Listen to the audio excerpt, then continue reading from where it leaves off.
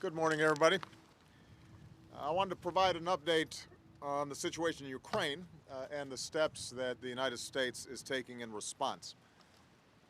Over the last several days, we've continued to be deeply concerned by events in Ukraine. We've seen an illegal referendum in Crimea, an illegitimate move by the Russians to annex Crimea, and dangerous risks of escalation, including threats to Ukrainian personnel in Crimea and threats to southern and eastern Ukraine as well. These are all choices that the Russian government has made, choices that have been rejected by the international community as well as the government of Ukraine. And because of these choices, the United States is today moving, as we said we would, to impose additional costs on Russia. Based on the executive order that I signed in response to Russia's initial intervention in Ukraine, we're imposing sanctions on more senior officials of the Russian government.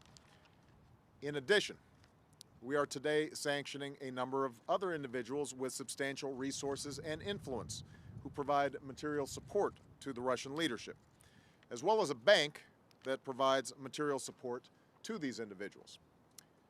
Now, we're taking these steps as part of our response to what Russia has already done in Crimea.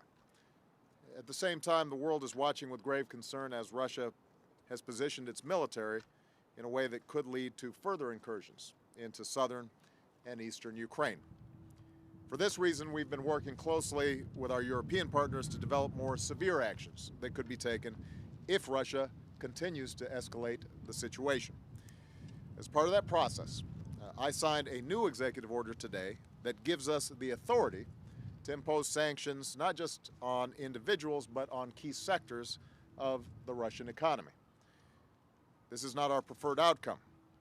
These sanctions would not only have a significant impact on the Russian economy, but could also be disruptive to the global economy. However, Russia must know that further escalation will only isolate it further from the international community. The basic principles that govern relations between nations in Europe and around the world must be upheld in the 21st century. That includes respect for sovereignty and territorial integrity.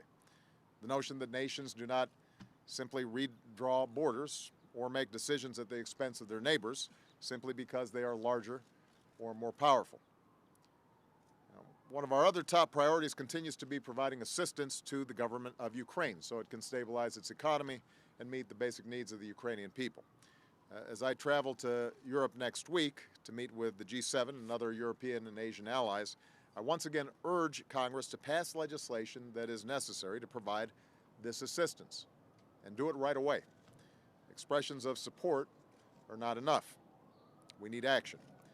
I also hope that the IMF moves swiftly to provide a significant package of support for Ukrainians as they pursue reforms. In Europe, I'll also be reinforcing a message that Vice President Biden carried to Poland and the Baltic states this week.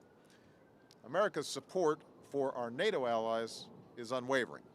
We're bound together by our profound Article 5 commitment to defend one another and by a set of shared values that so many generations sacrificed for.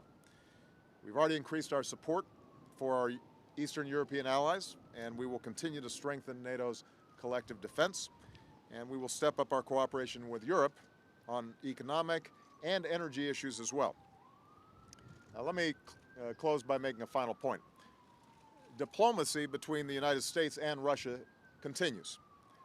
We've emphasized that Russia still has a different path available, one that de-escalates the situation and one that involves Russia pursuing a diplomatic solution with the government in Kiev, with the support of the international community. The Russian people need to know, and Mr. Putin needs to understand, that the Ukrainians shouldn't have to choose between the West and Russia. We want the Ukrainian people to determine their own destiny and to have good relations with the United States, with Russia, with Europe, with anyone that they choose. That can only happen if Russia also recognizes the rights of all the Ukrainian people to determine their future as free individuals and as a sovereign nation. Rights that people and nations around the world understand and support. Thank you very much, everybody.